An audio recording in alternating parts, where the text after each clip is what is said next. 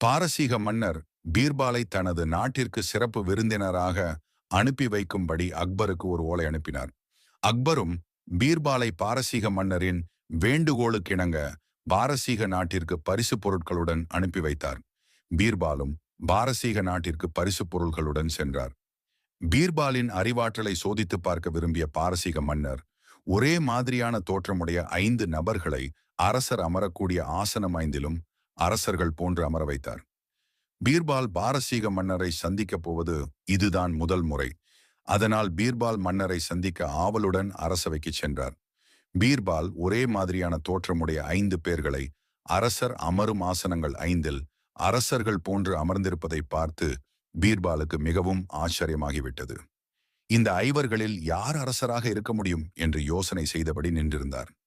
பின்னர் 5 பேர்களையும் நன்றாக உற்று பார்த்துவிட்டு மிக பணிவுடன் அரசர் அமர்ந்திருந்த ஆசனத்தின் அருகே சென்று, மேன்மை மிகு பேரரசே, தங்களை பார்ப்பதில் பெரும் மகிழ்ச்சி அடைகிறேன் என்று கூறி மன்னர் கொடுத்தனுப்பிய பரிசுப் பொருட்களை பாரசீக மன்னரிடம் அளித்தார் மாமேதை பீர்பால் அவர்கள். பீர்பாலை பார்த்து, எப்படி நான் தான் மன்னர் என்பதை அறிந்து கொண்டீர்கள் என வினவினார். மேன்மை மிகு மன்னர் பெருமானே, இது ஒன்றும் சிரமமான காரியம் அல்ல. சிம்மாசனத்தில் அமர்ந்திருந்த 4 பேர்களின் கண்களும் தங்களின் மீதே பதிந்திருந்தது. தாங்கள் மட்டுமே அரசர்களுக்கான கம்பீரமான பார்வையுடன் அமர்ந்து என்னை நேருக்கு நேராக பார்த்தீர்கள். அதனை கொண்டுதான் அமர்ந்திருந்த 5வரில் தாங்கள் தான் அரசர் என்பதை அறிந்து கொண்டேன் என்றார். என்னதான் நாம் போலியாக நடித்தாலும் நம்முடைய செயல்கள் முகத்தின் மூலம் அறிந்து கொள்ள முடியும்.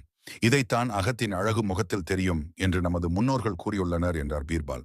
பீர்பாலின் பேராற்றலை பாராட்டி பாரசீக மன்னர் பரிசுகள் வழங்கி சில நாட்கள் அரச விருந்தினராக இருக்கச் செய்து டில்லிக்கு அனுப்பி வைத்தார். நீதி என்னதான் மாறுவேடம் போட்டாலும் உன் உண்மையான தோற்றம் உன் முகத்தில் தெரியும். அப்புறம் நான் மறுபடியும் வீடியோ போடலாமா மக்களே?